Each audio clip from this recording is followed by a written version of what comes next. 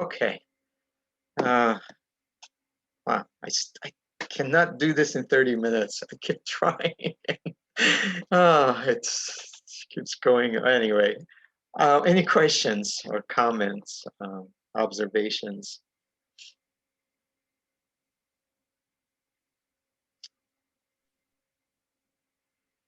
Well, I mean, I have just one quick question. Please, If you Sean. go back to the chart you just showed of the market, yeah, Yes. from the Bollinger Band, like you said, it seems pretty flat, and the volume is very quiet.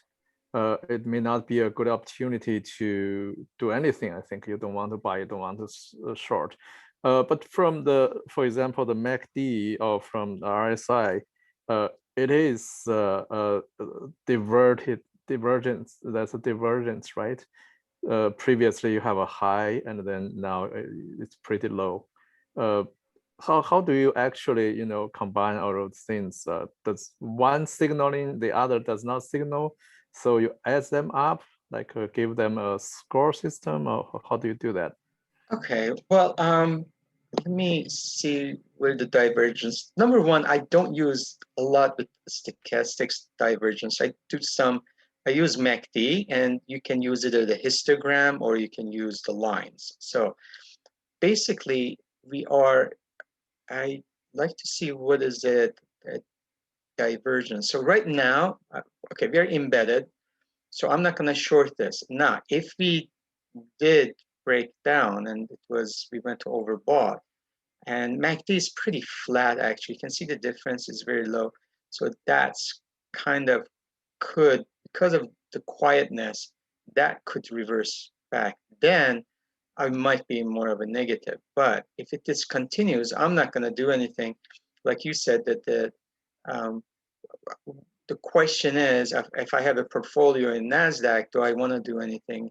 No, I will be comfortable, or maybe I go and play golf or fishing. So basically right now, nothing is really happening. We do have FOMC, in less than 2 weeks. We have the employment number, and that could be another reason. You can see this with the non-farm payroll on Friday. So maybe that's another reason. As far as the divergence, Sean, I okay, where do you see the divergence? So we are lower high, right? So NASDAQ hasn't gone to its all-time high. And basically, I see that the same thing in MACD, we have lower high, and stochastics is not much of a difference. So where is if you can help me with, where is the divergence that you see, Sean? Well, sure. To me, the divergence comes from the MACD MACD, of okay. those bars. So those bars, the previous positive bars that has the price approximately at the same level, those bars are much higher, but these Oh, you bars mean are much this lower. compared to Yes, this? yes. Okay, well, all right, that would have worked if that was, if the prices were up here, okay? So if I draw a line, if I go from here to here, and then if I go from here, let's say you can do the bars. If I go from here to here, I totally understand what you're saying. So these are the high, so there's a divergence. So we're going lower, but so are we in the price as well. We are following exact same thing because we are not higher high on the price. If there was a higher high, if you were right here, then you're absolutely right. So basically, this just confirms that NASDAQ is lower. So is MACD. So does that make sense, Sean? Oh, You see, sure, yeah. the Okay. price is up here, and we haven't hit on NASDAQ the all-time high. I see. So Yeah. because this is higher than this, now as I mentioned, if it was expanding, we went all the way here. You're absolutely right. This would have given us, as a matter of fact, for instance, not quiet. I was just gonna use. Yeah, maybe it's more obvious on the SPY comparing to the Nasdaq. Oh, okay, maybe. Yeah. Yeah. Sorry. Yeah, I don't have it. I don't have the live chart, but Yeah, but you'll be right. So yeah, it could be. But that's even the divergence. They're very good. Just giving you the heads up. That doesn't mean you need confirmation. The price is everything.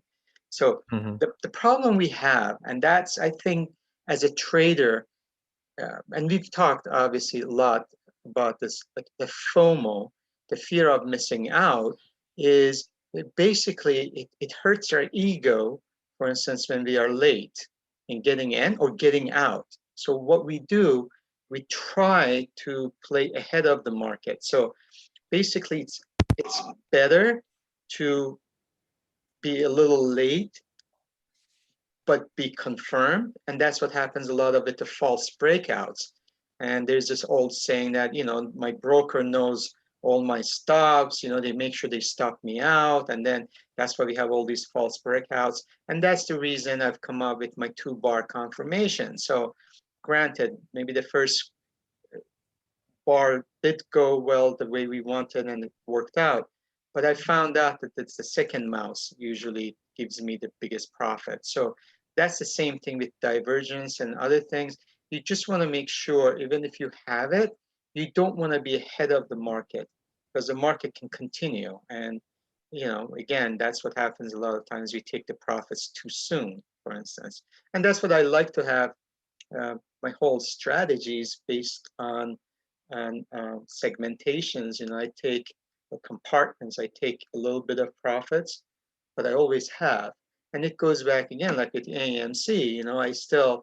I have few shares. I mean, I can kick myself. As I mentioned earlier, it's like it was up about 3,500% in that position. But hey, it's done, and I'm looking at this as again a storytelling to my grandchildren that this happened. But I took some profits, but I still have my position because it's really I have nothing at risk.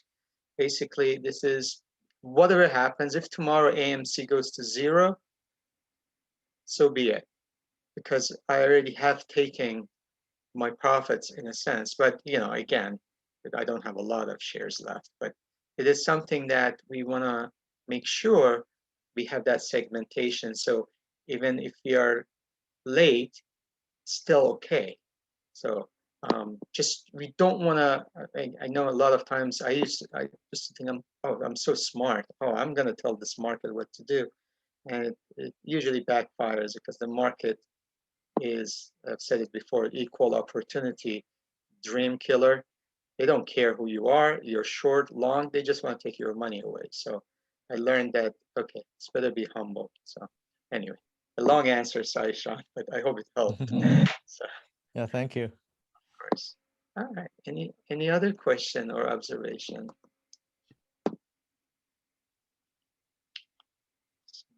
Sure, I hope it was helpful. I don't know if it was. Another question. Yes, Jean-Claude. So on the same slide, on the second example, so that second line that you have there. This one. See, Yes. So we see a squeeze happening because the bands are completely contracted. Yes. And we start thinking, okay, this something might happen here. So we start looking at this more closely over the days, right? And then on the second day, the price dropped outside the band on the bottom. Correct. And then we also see the stochastics are going down. Correct. And MACD is going down, and we even closed outside the band. So is this a signal for us to say, okay, the bands are slightly increasing in width, are getting wider, and it closed outside. So this is probably going to start walking down the band. Is that what we can say? Excellent. Yeah. So what happens is, again, we don't know the direction, right, Jean-Claude? We do know there's something is happening. So the bands are opening. And if you had the squeeze, that would be even better to see, the squeeze chart. But you're right. So one of the things we've said that, first of all, we cannot be outside the band too long. But what happens, the bands are expanding, the momentum is going down on both on MACD as well as stochastics. So we know we are in the lowest volatility. So basically, what is happening looks like the momentum will be going down. So the thing is, if you notice here, even though we did go down, but if the third bar, we actually came back inside just because of, again, that 5-bar rule. But we got rejected at 18 bar moving average. And we continued with MACD going down. So your assumptions, again, it's all about probability. So if you were looking at this and say there's a 70% chance based on what we do, this could have been maybe a good, perhaps a vertical spread, whether a credit call spread on this or maybe a debit spread on this. Yeah. Maybe basically, in a sense, we could have even used I don't recommend too much with the, oh, we could have used strangle or straddle right in the beginning of it. And as you can see, the volatility all of a sudden that expanded and we opened up. So your observation is correct. The timing is, again, nothing is 100%. Basically, this looks like more, it's better to be on the put side than just be neutral.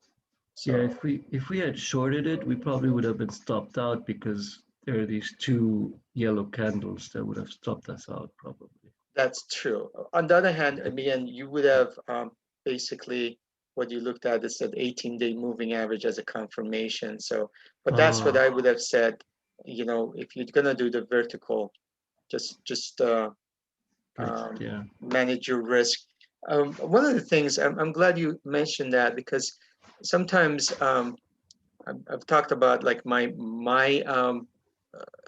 as far as taking my risk management on the options. And if I'm directional, if you've noticed, I'm either like 50% loss on the options on a directional, or when I do my gold trade, for instance, it's like for one day, I'm all in, I'm like 100% a lot of times. Because the probability, I'm 8 out of 10, it works. So usually the money that I make, um, if I'm not too confident, I will continue doing it, but I don't do as many uh, contracts. So with the vertical spreads, I do have, again, if you are gonna take a loss, I use about 50% loss. So it will keep me in the position much longer when I do the debit spreads or even credit spread. So obviously, if you would have done the call credit spread, you would have been golden, even if Yeah. it would have come up that moving average. And you can see the dive, it's slowed down. This is continuation, but you could see that slowed down. So as far as going down, and basically this would have been maybe cover some of your spread. But it's a puzzle that we try to do our best, really, to, it's the game of odds. Just make sure Yeah. we are, as I've mentioned before, we make sure we make 70% of the time more money than losing 30% of the time. So, And then if let's say this is in this example, let's say it's walking down the band, mhm. and then obviously in the last two we see it's still outside the band. And then if we look at the slow stochastics, we go into oversold when it Like right crosses, here, and right? that'll be our signal to take our profit effectively, Correct. right? So Yeah. one thing we mentioned last time is you got to be a little careful, especially with MACD. You get some false signals. So even with slow stochastics, if it comes in, if it's very close, let's say if it was then to 20 and a half or 21, I still will be a little careful because there's a good chance it still could go down. Now, if it was like going to 23 or 24, that's a good signal. I mean, yeah. Okay. I mean, you can, and it has to be only one of them, by the way, not both of them.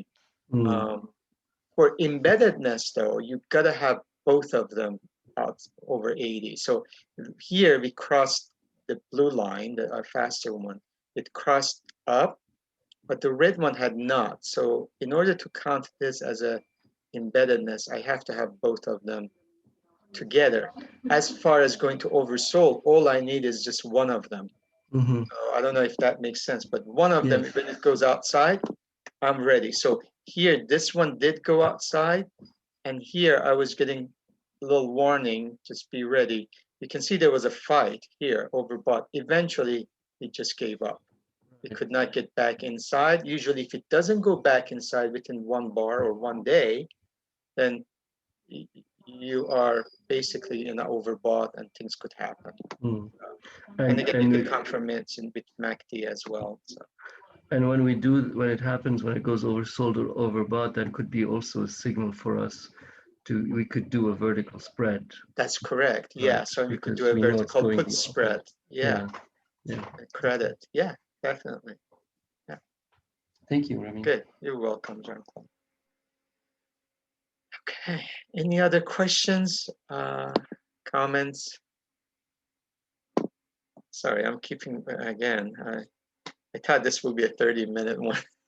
So much for that. One of these days, I'll learn. Okay.